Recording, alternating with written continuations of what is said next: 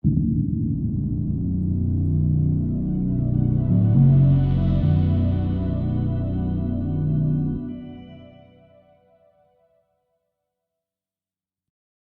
there, I'm Ioni, and this is Yiyi. This is our essay on the game Bleakshore by Brogan Hackett, Kate Higgins, and Fionn Power. We shall be analyzing what makes this game stand out and how we will be deriving important lessons from it in our own upcoming game. But first, a quick summary of how Bleakshore plays out. You are an initially unnamed, worrisome character who makes their way to Bleakshore, looking for your partner Orla, who sends you a weirdly buzzy voicemail stating she is in Bleakshore and will come back home soon. The game is a PlayStation 1 themed horror game drawing inspiration from other titles such as the original Silent Hills. It is, however, not a traditional horror, as it plays like a walking simulator without jump scares. It focuses on building tension through slow-paced progression in a vast, foggy environment, littered with clues relating to Orla.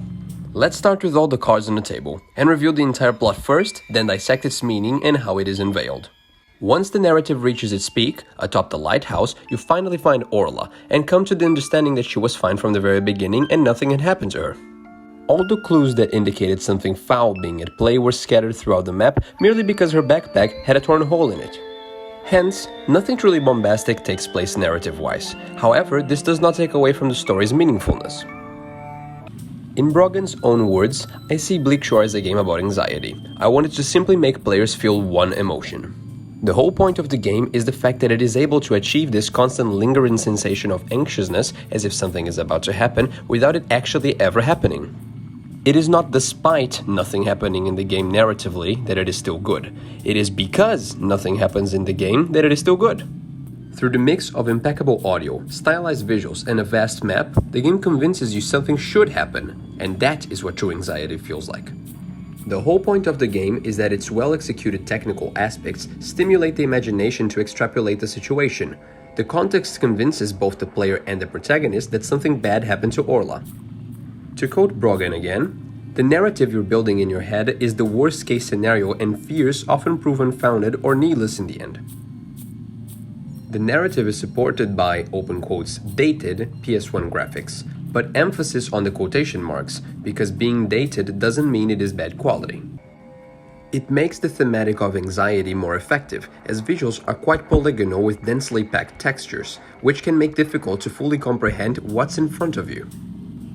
By blatantly not giving the player all the visual information, the designer enables players to imagine what it can be, filling the gaps themselves. Brogan stated that if the graphics in Bleakshore aimed for photorealism, you wouldn't feel the same emotions, as everything would make a lot more sense visually at any point in time. Two other elements that further evidence this are the adoption of a fog that obscures how far you can see ahead of you, as well as a shadowy figure in the corner of the player's vision, which turns into a tree anytime you get too close. A fog is a natural event, with nothing out of the ordinary with it, but because it limits our vision, it makes us anxious. Similarly, whenever we are anxious, we think we see things that aren't really there, and turn out to just be a regular part of the space.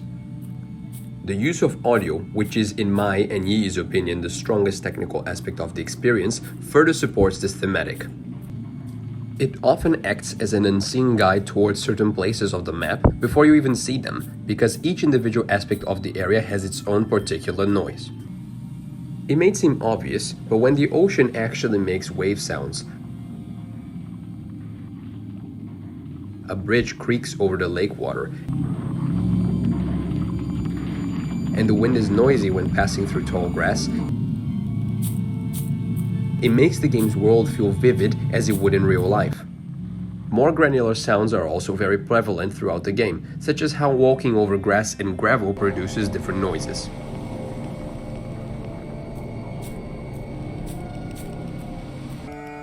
This mix of big and small sounds add further depth to the feeling of anxiety. Hearing details afflict us, almost as if there is something hidden in the environment around you, following you. Finally, the map itself. The lack of deliberate paths or limits that indicate where to go is a stronger alternative than a predetermined, one-way linear walk. This is because it makes you feel lost, which causes even more anxiety. Furthermore, Bleakshore feels like a plausible space because it actually is. Brogan drew inspiration from the real location of the Raven Nature Reserve, adjacent to Coraclough Beach in Wexford, Ireland, which of course aids in making the place believable.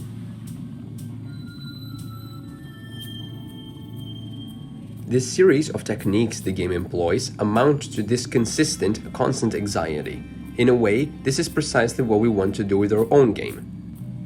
We want to make sure that, much like Bleakshore relates anxiety to all of its features, every element of our own game roots back to our main pillar of making the player feel like a stranger to the world around them. However, there is a single point of disagreement which we should avoid in our own game.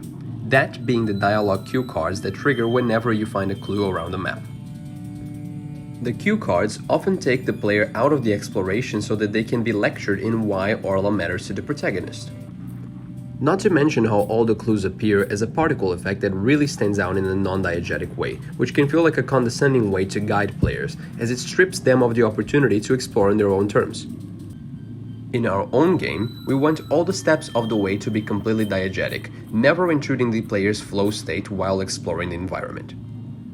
We want players to always feel like they are in the game, never to be reminded that they are playing a game. This also creates a form of ludonarrative dissonance because throughout the game, you control the protagonist.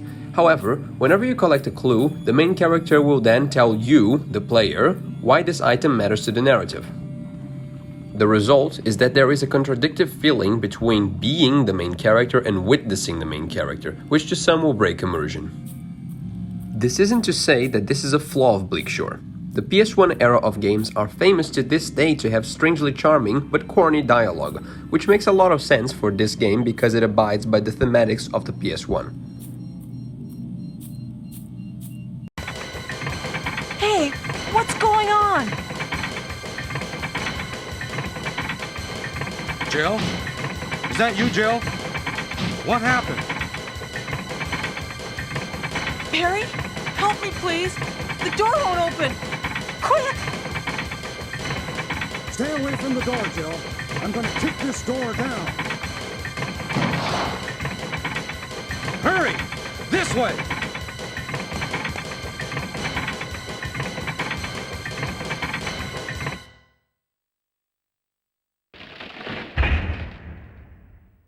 Oh, Barry!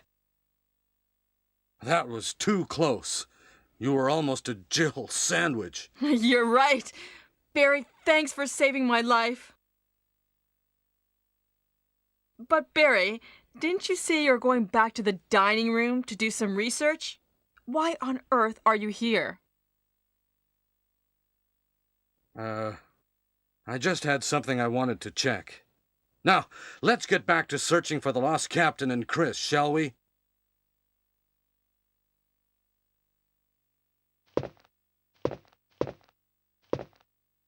Thank you, Barry.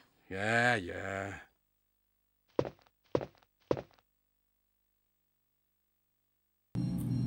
So it works well in Bleakshore, but we will not be doing that. We will deliver the dialogue with environmental, subtle, less intrusive methods in the gameplay.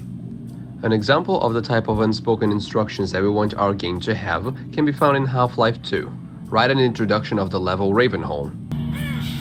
In order to teach the player how to use their gravity gun for attacking, rather than literally writing down that you can throw things at enemies to damage them, the game shows you a scene of a zombie cut in half by a saw stuck to the wall. This then indicates to players that maybe they could reproduce the same result if they use the gravity gun to throw objects at enemies, all without speaking a single word or breaking the pace of gameplay with an intrusive UI screen. Similarly, in our game, we teach players how to read numbers in the foreign language we created by deliberately placing the panel where those numbers are used next to a clock, which adopts the same symbols. This enables players to draw from their real-world knowledge of how clocks work to deduce that the symbols, therefore, must be numbers, again, all accomplished without any condescending explanations. In conclusion, we chose Bleakshore because it perfectly and consistently ensures all its gameplay elements stem back to the theme of anxiety. We shall aspire to reach a technical proficiency to support the delivery of such a strong thematic presence. A big thank you for Brogan for being so kind and taking the time to respond to us, and thank you for watching.